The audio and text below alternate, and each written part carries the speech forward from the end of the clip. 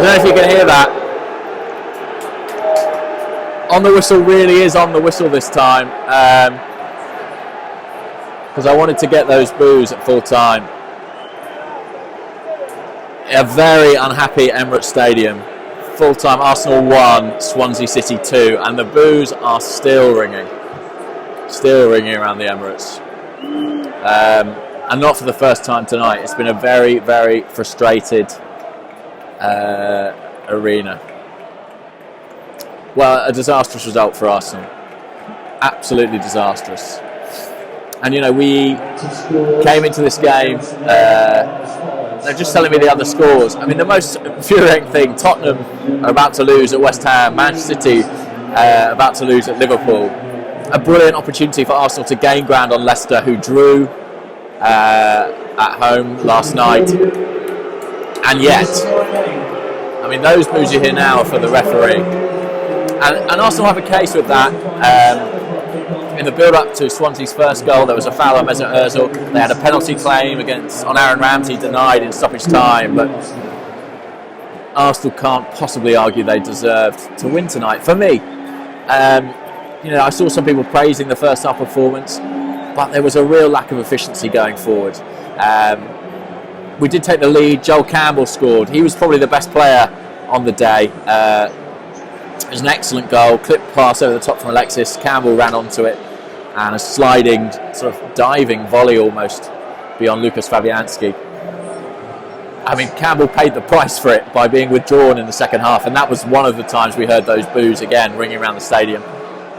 The Arsenal fans in disbelief that Campbell was withdrawn, and I absolutely understand where they're coming from. When you look at the performances of the likes of Olivier Giroud today, Alexis with the exception of that assist, there's no way he should have been the man brought off.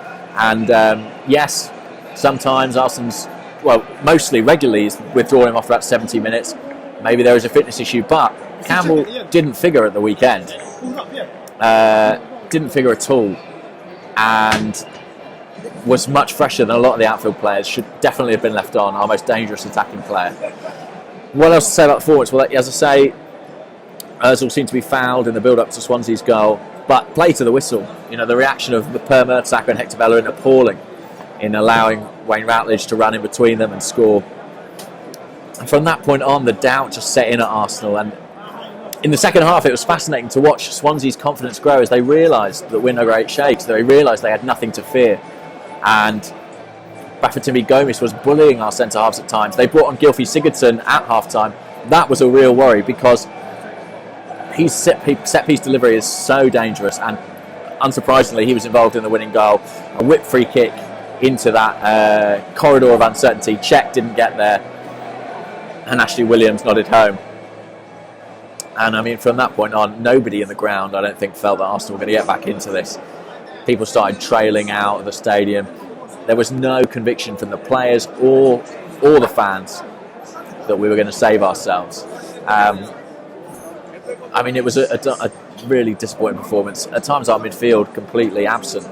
And at Death by Arsenal on Twitter has pointed out that after 28 games, we're now behind, in terms of points tally, the team of last season. That team won just 9 of its first 19 games, was on the ropes at Christmas. Arsene Wenger, you know, barracked by the fans at Stoke. It looked like he might be on the way out.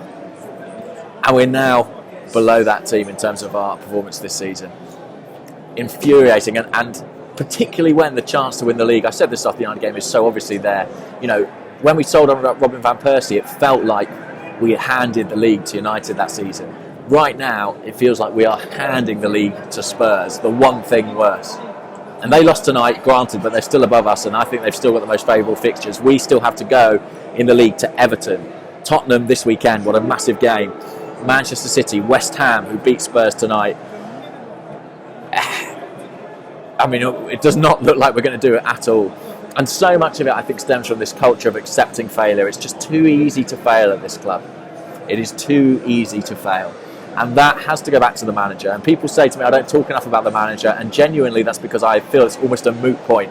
He's not going anywhere. I bet everything I have on it, to be honest with you. But there is a permissive culture of failure that enshrouds this club. And I feel like those FA Cup wins put it at bay for a time, but It's still there. It's still there. You can feel it. You can feel it in the fear of the players and the fear in the crowd. They're allowed to come up short too regularly without significant consequences. These are the same group of players largely who've been failing for 10 years. A lot they don't get bombed out easily. They get their cushy wage packets and they get told they've got great mental strength. Another really bad night, and one fears for the weekend, certainly. I'll leave it there. Cheers.